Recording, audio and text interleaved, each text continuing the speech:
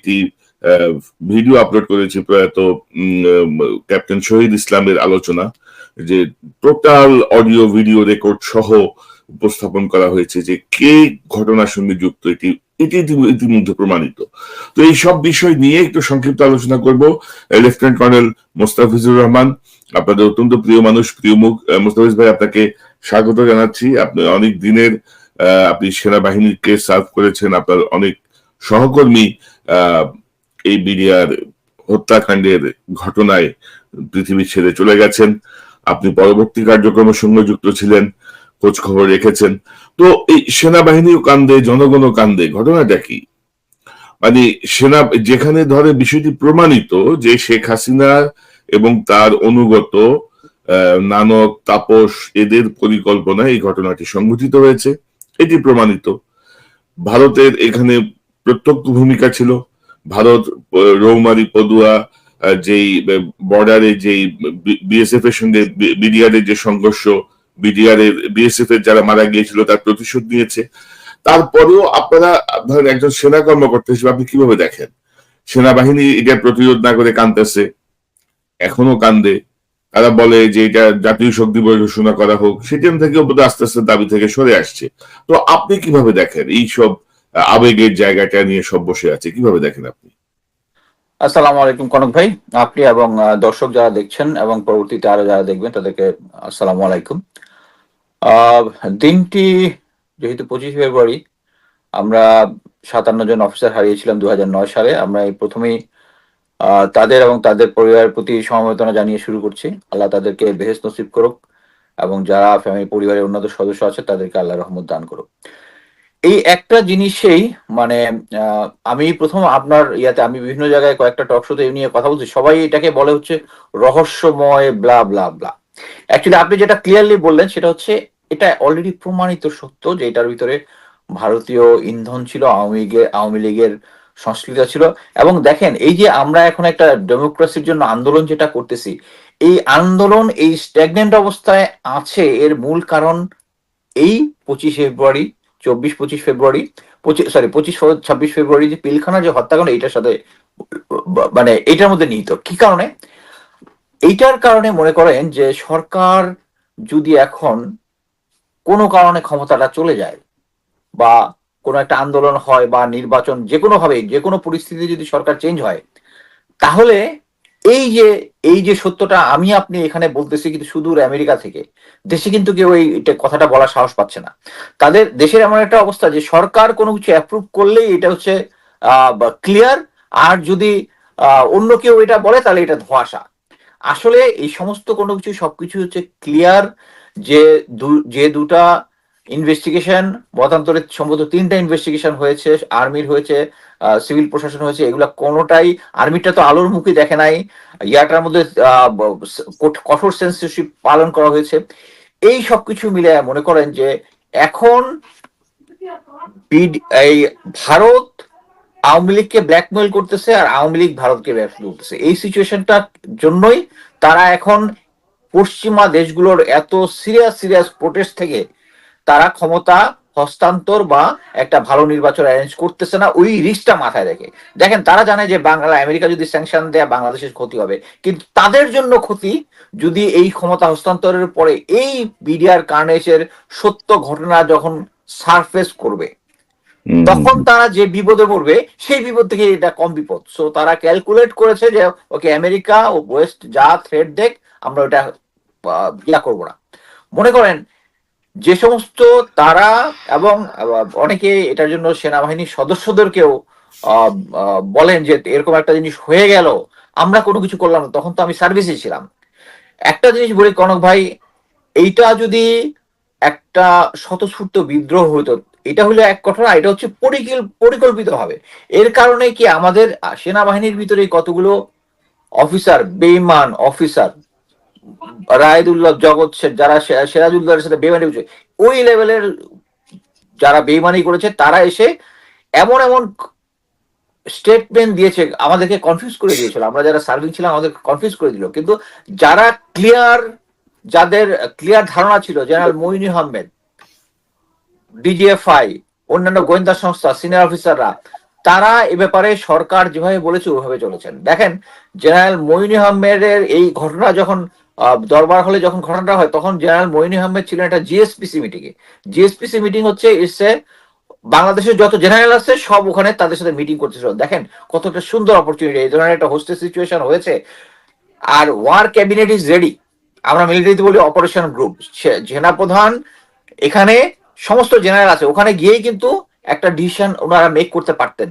কিন্তু এই জেনারেল মঈন আহমেদ পুরা দেশের সাথে সেনাবাহিনীর সাথে বেইমানি করে ওই স্পট থেকে সে চলে গেছে এবং আর ফিরেও আসে না। না, এইটা কিন্তু ক্যাবিনেট। মুখলেস ভাই ধরেন ধরেন এই জেনারেল মঈন চলে গেছে, সে মিটিং এ ছিল, শেখ হাসিনা আহ, গণভবনে যমুনায়, তখন তো যমুনায় কারেক্ট, ছিল, যমুনায় যে বসেছিল, জাস্ট লিঙ্গার করা হয়েছে, ঘটনাগুলোকে কারেক্ট, চাপা দেওয়ার চেষ্টা করা হয়েছে। কারেক্ট, তো এর পরবর্তীতে আমরা দেখলাম যে শেখ হাসিনাকে দরবার হলে ক্যান্টনমেন্টের ভেতরে সবাই প্রতিবাদ করেছেন, কারেক্ট।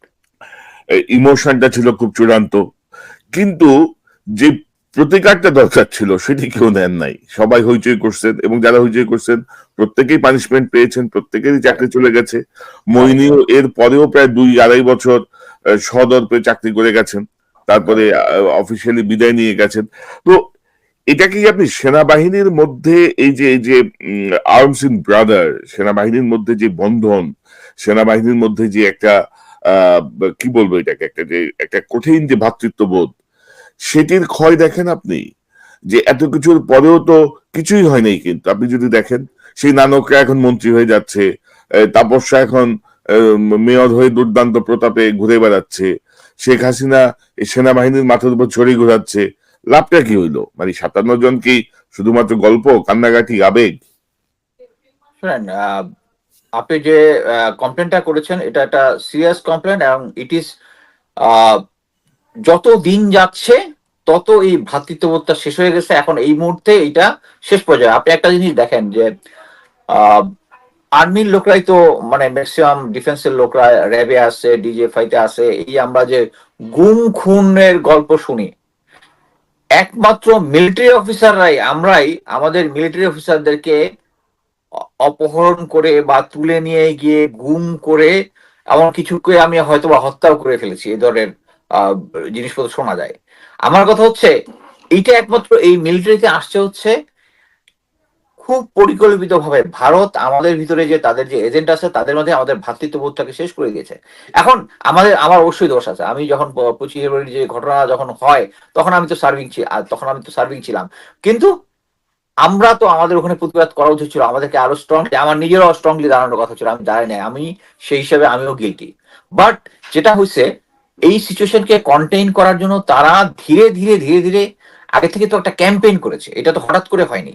এই ক্যাম্পেইন করেছে কি জন্য? যাতে আমাদের আবেগ ইমোশন যেটা আছে ভ্রাতৃত্ববোধ ওটাকে কন্ট্রোল করার জন্য। আমরা ওদের ট্র্যাপে পড়ে গেছি এবং এইটা ট্র্যাপে পড়ার জন্য আওয়ামী লীগ প্রত্যক্ষভাবে ভারতকে সহায়তা দান করেছে। দেখেন এই যে এই জিনিসটা যে আপনার মনে আছে যে আহ, ইয়া আহ, আহ, 19 নভেম্বর 2008 সালে মনে আছে যে ইয়া কার্ল সিভক এবং জয় একটা ইয়া লিখছে, হচ্ছে একটা ইয়া লিখছিল যে আমাদের এখানে সেনাবাহিনীর ভিতরে আহ, কি বলে যে ইসলামিক ইসলামী ইসলামিক জঙ্গিবাদ হচ্ছে। এটা কিন্তু ওই যে কার্ল সিভক কিন্তু আমেরিকার লোক, এবং তখন কিন্তু গিয়েছিল ওয়ার অন টেরর। এই জিনিসটা আস্তে আস্তে করলো। তারপরে ওই একটা ওয়ালিউর রহমান ছিল এক্স ইয়া, সে একটা দিল যে কাউমি মাদ্রাসার লোকজন নাকি আরবিতে ভরে গেছে, ওয়াইস কাউমি মাদ্রাসার লোকজন এর কোনো সার্টিফিকেট নাই, দেখে জয়েন ইন আর্মি। সবগুলোই ভুয়া। কিন্তু এই যে মনে করেন আস্তে আস্তে শুরু করছে। তারপরে আমি আগের কয়েকটা ইয়াতে বলেছি এই যে রৌমারি পদুয়ার ঘটনা, এইটার পরে যারা এরপরে ভালো ভালো আর্মি অফিসারদেরকে যখন যারা মাত্র সদ্য প্রমোশন পেয়েছে তাদেরকে বিডিআর দেওয়া শুরু হয়েছিল, যেহেতু আমরা ইন্ডিয়ার সাথে রৌমারি পদুয়াতে সরাসরি যুদ্ধে জড়িয়ে গেছিলাম। এই অফিসাররা গিয়ে যখন একটু বেশি পানিশমেন্ট টানিশমেন্ট দেওয়া শুরু করলো, যে সমস্ত অন্যায় অত্যাচার, এদেরকে ওরা রিক্রুট করছে ধীরে ধীরে, এদেরকে দিয়ে আস্তে আস্তে পলিটিশিয়ান দিয়ে দিয়ে করাইছে। মানে তারা একটা সিস্টেমের মধ্যে করে আমরা অ্যাকচুয়ালি ওই ইয়ার মধ্যে পড়ে গেছি, এবং এটার জন্য আমাদের যে দেশীয় দোসর যারা আছে তারা এটার জন্য দায়ী, এবং তারাই আমাদেরকে এবং সেনাবাহিনীকে করে এমন এখন সিস্টেমটা এমন ভাবে করেছে, মনে করেন যে গোয়েন্দা সংস্থা এমন ভাবে, আমি যেহেতু গোয়েন্দা সংস্থায় চাকরি করেছি, এমন ভাবে সিস্টেম করেছে এখন যদি কেউ ভারতের এগেনস্টে বা ইয়ার এগেনস্টে কোনো কিছু একটা বলে, সাথে সাথে এটা নোটিস হয়ে যাবে এবং অফিসার, এবং এটির জন্য এই জন্য তারা কেউ কোনো কথা বলে না। আহ, বেশ কিছু অফিসার আমার সাথে একবার কথা বলেছিল, পরবর্তীতে আমি শুনেছি দেয়ার মানে তারা শেষ পর্যন্ত রিটায়ারমেন্টে তাদেরকে পাঠাই দিছে। সো এই জন্য এমন একটা সিস্টেম করেছে, বাট এক কথা হচ্ছে আমাদের একটা সময়ের জন্য সেনাবাহিনীকে এই জিনিসটা তারা অলরেডি বুঝতে পেরেছে যে ভারত আমাদেরকে এমন ভাবে ক্যাপচার করছে, আমরা এখন আর সার্বভৌম না। আমরা জানি আমরা জনগণ হিসেবে এখন আর ভোট দিতে পারি না, তারাও দিতে পারে না। এইটার সমাধান কোথায়? এইটার সমাধান বলেন। মুস্তাফিজ ভাই, আমি বিডিআর পিলখানার যে ঘটনাটা, সেই ঘটনাটা তখন তো আমি একদম খুব অ্যাক্টিভ জার্নালিস্ট বাংলাদেশের। জি, ওই ঘটনাটা আমার কাছে রিপোর্ট আছে, এটা কিনা। দর্শক, আমরা এখন দাঁড়িয়ে আছি বিডিআর সদর দপ্তরের ভেতরে অফিসার্স মেসের একটি কক্ষে। এই রুমটি ইতিমধ্যে তছনছ করা হয়েছে। আপনারা দেখতে পাচ্ছেন যে ছড়িয়ে ছিটিয়ে আছে কাপড় চোপড়, আলমারি খোলা, সবকিছু ছিন্ন ভিন্ন ছড়িয়ে ছিটিয়ে আছে। এবং আমরা এখানে একটি ইউনিফর্ম দেখতে পাচ্ছি। ইউনিফর্মের নাম লেখা আছে রিয়াজ, এবং এখানে যে র্যাঙ্কটি রয়েছে তাতে মনে হচ্ছে তিনি মেজর পদমর্যাদার কোনো কর্মকর্তা, যিনি এখানে কর্মরত ছিলেন। তো আসলে এই রিয়াজ সাহেবের কি পরিণতি হয়েছে আমরা এখনো জানি না। আমরা হয়তো আরো বিস্তারিত তল্লাশি পরে হয়তো আমরা জানতে পারবো যে আসলে কি ঘটেছে এই রিয়াজ সাহেবের ভাগ্যে। দর্শক, এখানেও আরেকটি কর্মকর্তার কক্ষ। এখানেও আসলে সবকিছু ভেঙে চুরে তছনছ করা হয়েছে।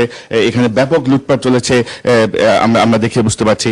কারণ আপনারা দেখছেন যে এখানে বেশ কিছু জুয়েলারি বক্স আছে, কিন্তু জুয়েলারি বক্স খালি।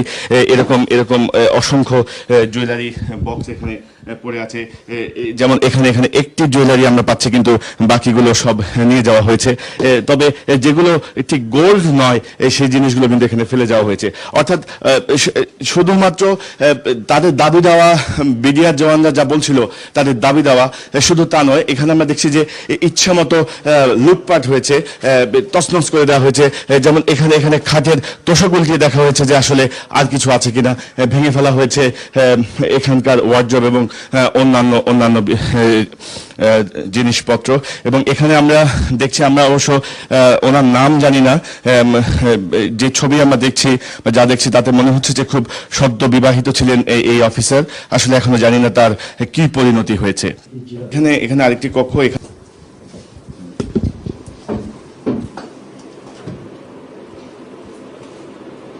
দর্শক, আমাদের এখানে একটি ইউনিফর্ম ঝুলানো আছে। আমরা দেখতে পাচ্ছি যে ওনার নাম হচ্ছেন লেফটেন্যান্ট কর্নেল মোহাম্মদ বদরুল হুদা।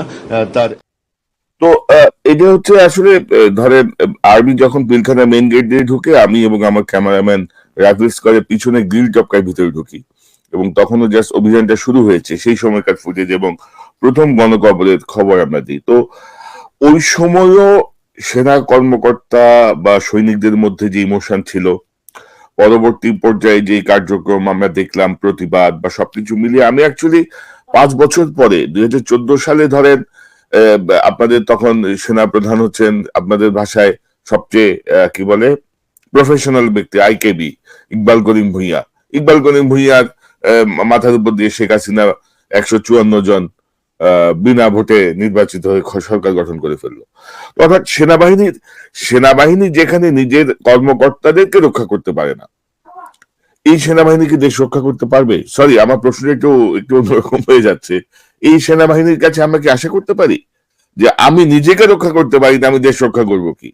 আমি আমার অফিসারদেরকে এইভাবে নির্মম ভাবে হত্যা করার কোনো প্রতিকার করতে পারি না, আমি বিধান চাইতে পারি না, আমি তাদের গোলামি করতে হচ্ছে বাধ্য হয়ে আমাকে, তাদেরকে আমার শপথ ভঙ্গ করে আমি তাদের পেছনে কাজ করছি তাদেরকে জেতানোর জন্য।